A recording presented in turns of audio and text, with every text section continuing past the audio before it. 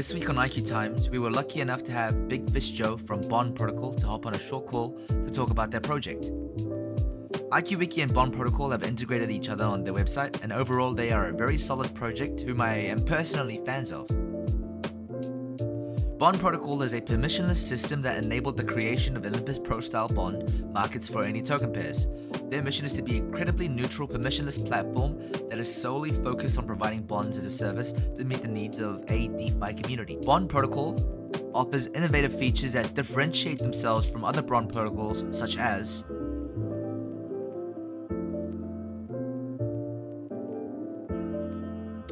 and also their Twitter also has a lot of informational tweets and videos.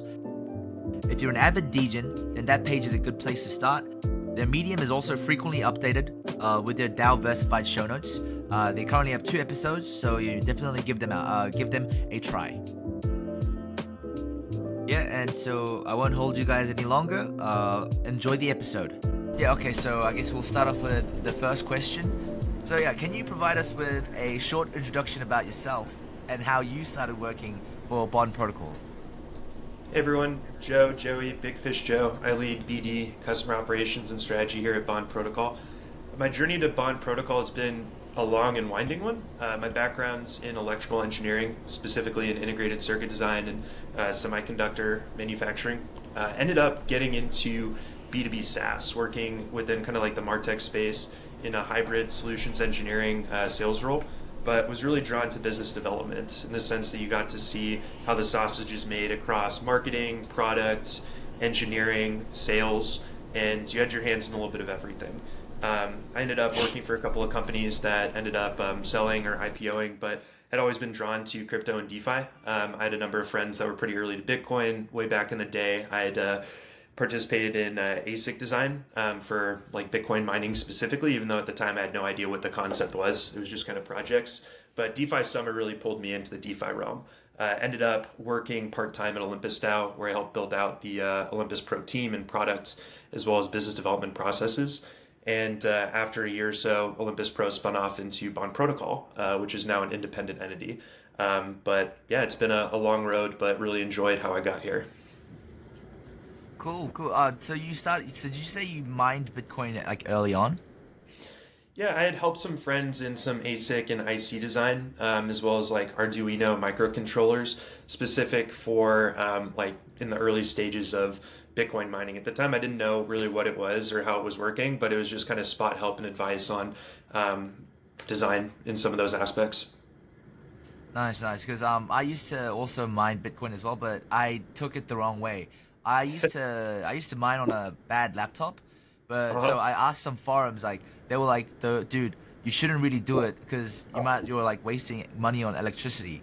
But then my current company, like I just plug it in there, and so I'd be like, oh, it's free electricity, so I might as well like mine this Bitcoin, become a millionaire really quick. But I calculated it, and I was like earning like $1.10 per day.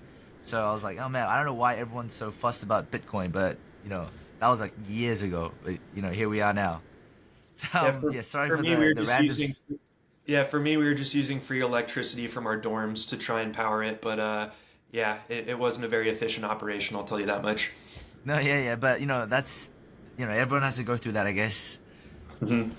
Yeah, one of the craziest things in sorry. Korea, I don't know, just a quick fun fact is that when mining was huge, I think maybe even like a year or two back, a bunch of business owners of gas stations, because electricity is apparently cheapest there in Korea, they used to just empty everything out in the storage and just have like mining rigs, and then they used to get raided by the police, and they would take all the riding gig away. It was just insane. I saw it on the news like every day.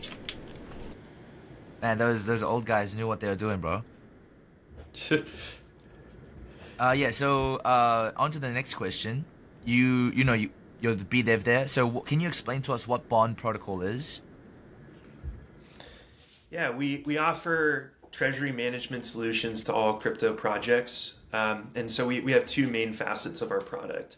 The first one, and this is the battle-tested, hardened product that we offer, are permissionless bond marketplaces, through which really anyone, but generally it's crypto treasuries, are looking to acquire protocol-owned liquidity, diversify their treasury, or extend runway through collecting ERC20 assets, whether it's LP tokens, USDC, ETH, really any strategic asset they're looking to acquire, in return for issuing vested governance tokens in return to bonders who are generally community members participating in the programs. So it's a very effective way to raise capital or really any asset after you've launched your project in order to shift your treasury composition to something that's more sustainable in the long run. And the primary challenges that fights are the inefficiencies of like pool 2 and standard liquidity mining, through which you're just issuing tokens to rent liquidity. With bonds, you own liquidity and you own the assets that you're receiving in return for offering payout assets at a discount to participants in the program. And so the next evolution and aspect of that that's part of Bond Protocol is options liquidity mining, or what we call it OLM. So again, fighting the inefficiencies of standard liquidity mining, but rather than issuing liquid governance tokens, which you can conceptualize as options tokens with a $0 strike, you're issuing options tokens that have a fixed strike. So users who are participating in your incentives programs receive these options tokens, and within the eligibility window, they have to pay a quote asset in order to exercise. So at least your treasury is getting something back for the incentives that you're providing, and it mitigates the outflows of tokens, particularly for liquidity incentives, but also you're slowly diversifying and growing your treasury at the same time. So bonds is acquiring assets very quickly, OLM is gradually, and it's more integrated into the token economics. But yeah, we're really focused and laser focused on treasury management solutions. Awesome. That sounds really interesting.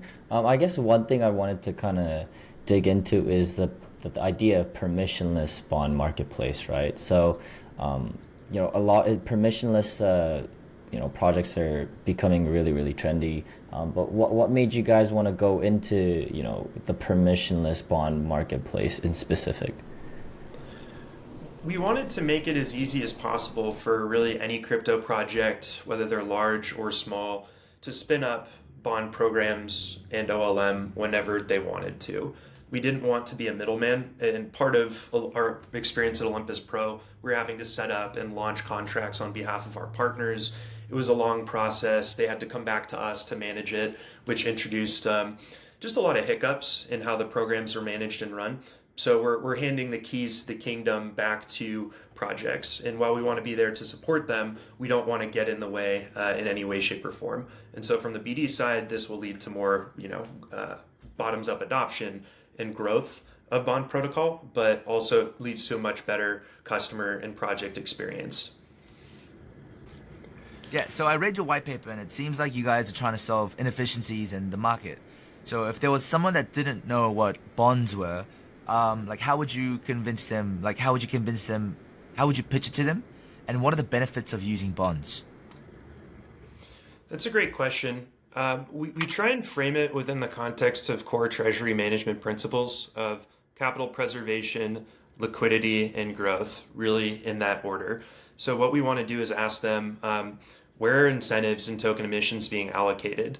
Are they being put towards renting liquidity? That's how is that working? Is that promptly being sold off? Is your community upset about price movement and kind of that negative spiral that occurs typically from liquidity mining inefficiencies? And then for liquidity, do you have adequate liquidity depth to support larger trades, or to bring on larger investors or individuals that would want to hold your token or participate in your ecosystem? And then growth. That's more later stage projects when they're looking for acquiring strategic assets in order to accelerate their flywheel. A good example being acquiring CVX in order to boost rewards on their curve gauges. And so once we really dig into where their treasury is and the problems that they're having, then we can recommend bonds. And bonds are really quite simple. You're acquiring a quote asset into your treasury in return for paying out vested tokens in return. And so if someone's struggling with liquidity rental, why don't they acquire more protocol and liquidity? They can then start lowering those emissions dedicated to liquidity rental incentives, and then they're able to preserve capital. Or if they're struggling with runway management, but they're sitting on a stockpile of their native token, they're looking to acquire USDC, and then they will emit their vested token through Bond Protocol.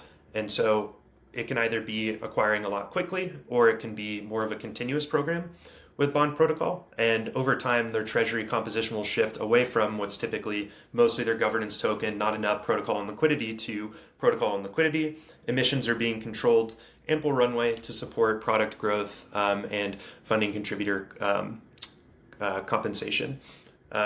We really try and take them on that maturity curve journey where they are. Typically newer projects do need protocol and liquidity. More mid-stage ones are thinking about runway, and then more of the higher tier of customers are thinking of those strategic assets in order to either generate yield or accelerate their ecosystem flywheel growth. It does make it tricky on the BD or even the project consideration side to think about what bond use case is correct for them. But if anyone is looking towards kind of the bond protocol solutions and bond markets, we're happy to dive into their treasury composition and just look at what makes the most sense for them. Awesome. I just checked your wiki page for the bond protocol, and it does need to be updated because you guys grew significantly since the last time we updated your wiki, which was in February. In the wiki, it does say that it's 24 million in total bonded value, but now that I see that you guys are around 63 million in the bonded, right? And that's an exponential rise. So I understand that it's permissionless, so you guys don't go out to search certain projects and projects onboard themselves. But is there anything specific that you guys do to kind of assist the growth in terms of the total bonded value or the growth of your project, as you're the BDev of side of things? As you mentioned, because we are permissionless, we do want to make it as easy as any project to be able to create, scope, and launch their bond program. So we're not getting in the way. So if any projects are looking for just some spot advice in launching their bond markets, they can reach out in our Discord and we can just show them the ropes and help them get online. As far as the projects that we look to, I mentioned this a little bit earlier in a response, but we have to qualify the exact need of their treasury at that moment in time. So if they're thinking more critically about extending runway or treasury diversification, we'll monitor forums and also rely on our partner network to figure out how and when we can introduce ourselves into a conversation in order to actually drive value for them. Because generally, if they're looking to, let's say, like extend runway or just acquire more USDC, they'll think about just selling their native tokens, which can run into a lot of issues as far as community sentiment, as far as like actual price movement, depending on how much of the token they sell. Is there ample liquidity? And so bonds can be a more community-aligned alternative to that, where instead of just dumping it into liquidity pools or going OTC, where the motivations of the counterparty are dubious at best, they can issue them via public auctions, via our bond markets, in order to get the tokens in the hands of community members who will then add value back into the network, whether it's through continuous LPing, staking, or just simply holding the tokens as well. And so if we can paint kind of that growth, that community alignment, the ease of deployment, how we can get their treasury to a more future-proof and ideal composition through a phased bond program, then generally we can talk to larger projects or drive value in TBV growth for more established projects and protocols as well. Sounds good.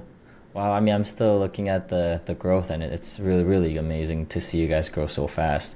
One other cool thing that I wanted to mention is there's these big decentralized exchanges that are seemingly doing something similar to you guys, such as like Uniswap. They came out with Uniswap X, which uses the Dutch auction-based and decentralized trading mechanism, which is still different from I guess what you guys are doing. But if you don't mind explaining what you guys think about the whole sequential Dutch auctions and what you think about that in terms of, is it like a competition to you guys, or do you guys see it as like everything should grow together? Just your thoughts on that. We see it as everyone should grow together, the latter.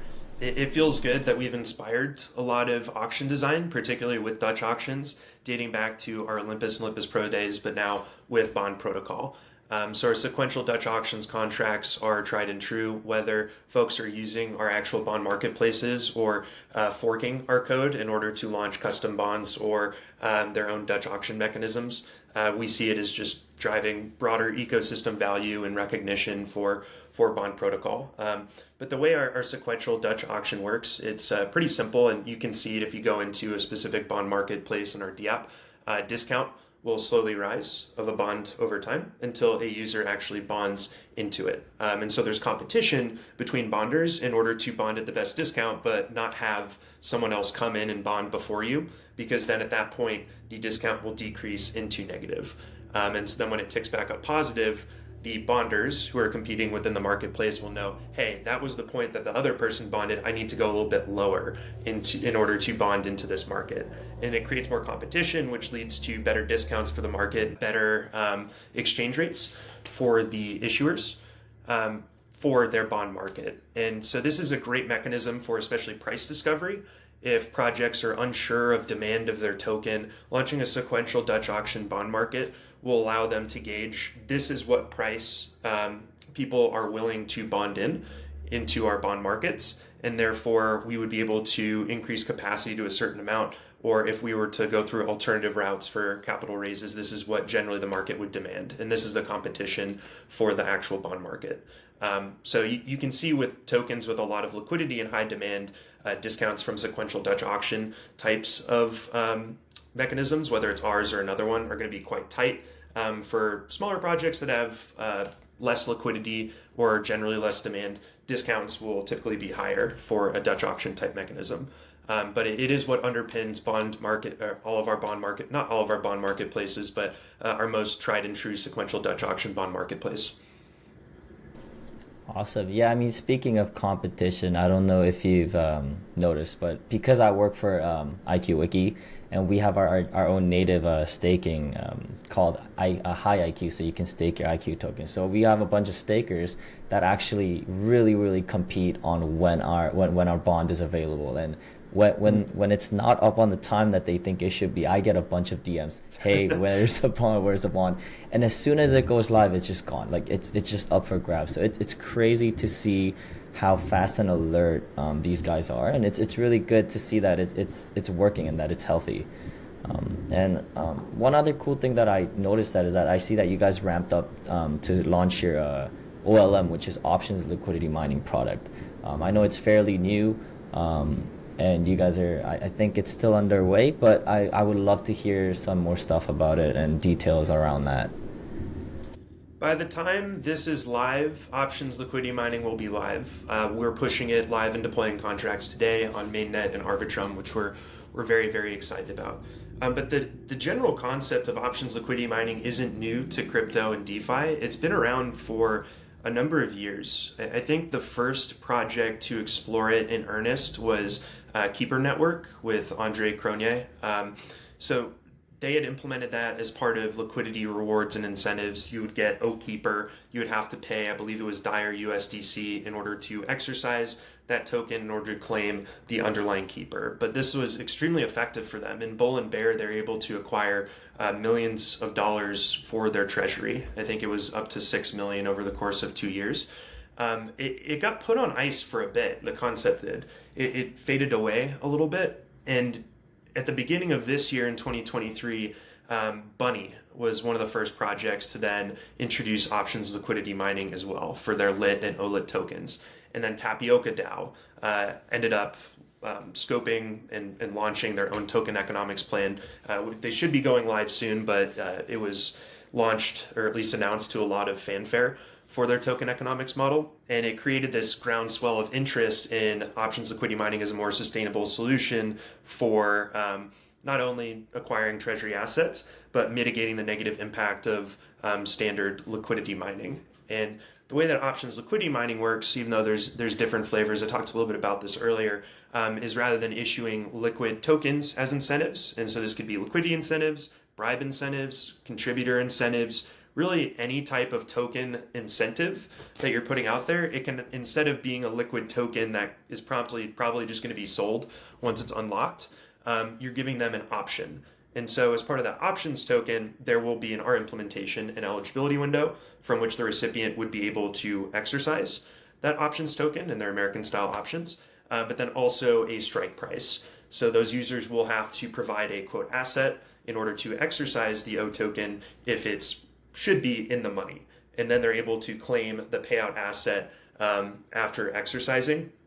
And so for the issuer, rather than just issuing tokens that are promptly sold, which causes negative price impact, you're still issuing tokens, but at least you're getting something back in return, which you can add to your project's flywheel, whether it's hiring additional contributors to fund growth and operations, whether it's seeding liquidity in different pools to increase liquidity depth of your token. So it is very flexible as far as the use cases and applications. And we think this is going to be a much more efficient model into the future in crypto and DeFi in general that's going to be embraced, whether it's migrations to the options liquidity mining system or whether it's new projects launching with this more deeply embedded into their token economics models. Super cool. Yeah, I'm super excited to check that out. Yeah, awesome. Can we go a bit deeper into the O tokens and what it is? Yeah, definitely. So with our implementation, similar to bond markets, it's permissionless, but issuing projects would be provided the bond protocol contracts, and they would be able to mint these O tokens, which we call them O tokens. So let's say for IQ Wiki, if you were to issue them, rather than issuing IQ, it would be OIQ, would be the naming convention of them. But they would have a couple of different parameters. One's the start date or eligibility date, when the recipient can start exercising. 2 would be the expiry date, when they have to exercise by, and there would be a fixed price. So what the recipient would have to keep track of is, am I in an eligibility window once I receive this to exercise? Because if I want the payout asset, I will have to exercise by the expiry date. And what is the strike? So how much do I need to pay in what quote asset in order to get my underlying IQ tokens, or whoever the issuing project is issuing their tokens? And so if it's not exercised within the eligibility window, through our contracts, you'd be able to reclaim the non-exercised IQ. So there's trade-offs as far as how tight you set your eligibility window, how in the money versus out of the money you'd set your strike price. But we've built our implementation to be epic based, where it rolls over the configurations epic to epic if you want to set and forget. But let's say you want to experiment with what the strike is, how users are reacting to it. Should I do tight or loose windows? With our implementation, you can continuously iterate on how you want to actually deploy options liquidity mining and how LPs and recipients are going to respond to your configurations. Rather than other implementations, which are kind of locked in from the start, we want ours to be an experimentation ground for large and small projects to try and play around with this new model. Yeah, one thing that I noticed is that you guys build a lot of things that not only suit big projects, but for someone that's just that just wanted to join themselves. You guys are giving a lot of variety. So this is where it gets interesting. Is there any alpha that you're able to give us without jeopardizing your job? Whether bond protocol is looking to expand or go into other chains and stuff like that? As far as where we have our chains launched right now, we're on Mainnet, Arbitrum, as well as Optimism. We're looking at Base as well as Polygon. Generally, we've seen an uptick in L2 project launches that could want to use bonds. And we'll launch on networks where we see demand. And for us right now, that has been Arbitrum, Mainnet, and Optimism. But if there's anyone listening that says, hey, I want bonds on this network, reach out to us and we'll work on figuring it out for you. For products, we'll continuously iterate on our bond product. So we're trying to introduce potentially new auction types. Right now we have sequential Dutch auctions. We have fixed price, which is you set a price and people can buy as much as they want at that price. Kind of OTC-esque, although it's not 100% the same.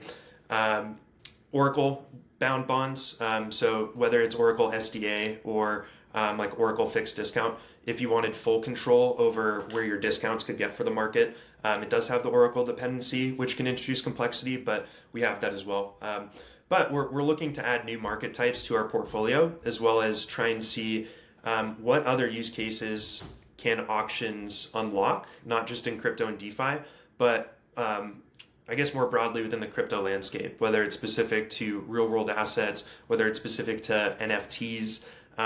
Dutch auctions, as you mentioned earlier, is a pretty, not novel concept. It's been around for quite some time, but it's the use cases are being ideated and discovered right now. So we want to be the template for any project that is auctioning really any type of token to build off of what we're doing. And so we're experimenting with intent-based systems as part of this, which we're really excited about, which is a new frontier where we're seeing a lot of other projects experiment with intents as well. And then options liquidity mining, it's just continuous growth. It's a new concept we're launching today and rolling out with partners. So we want to make sure that they're successful. We want to make sure that we're getting signals on what works and what doesn't as far as the configurations, so that when more and more projects will embrace this, that hopefully they come to Bond for the implementation, but then also they know based off of the track record of success, the playbooks, what projects are looking to do. So we'll probably iterate over OLM as well. Another common implementation ours is fixed strike for setting the strike price, and it's epic based, epic to epic, but we might do something like an Oracle priced OLM strike, where it's always like 50% or 60% or 30% based off of the current market price. So if the market price of the payout asset moves, then the discount is still going to be at the same level. Right now it's fixed for us.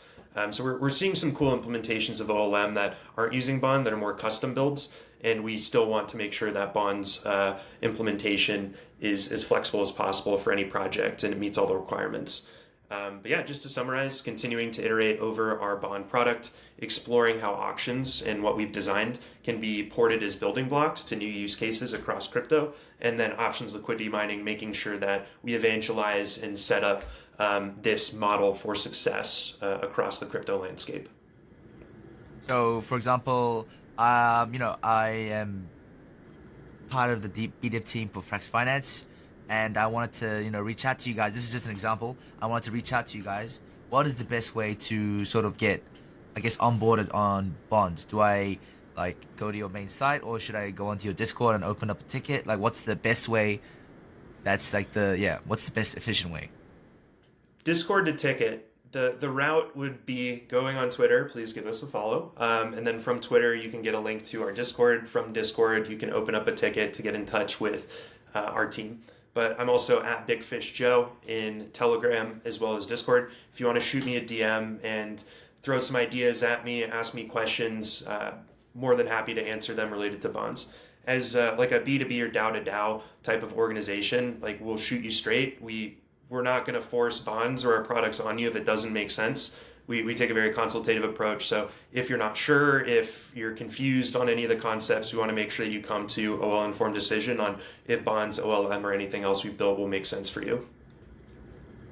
And unrelated to crypto, but how did you get the name BigFishJoe? Do you go fishing often? Or It's a great question. It's a really long story. It involves a spring break trip to Mexico and Cabo, saving someone from losing their sunglasses by jumping off a boat in the ocean. I'm actually a pretty good swimmer. I do Alcatraz swims every once in a while. I live in the Bay Area, and open water swims and compete in triathlons.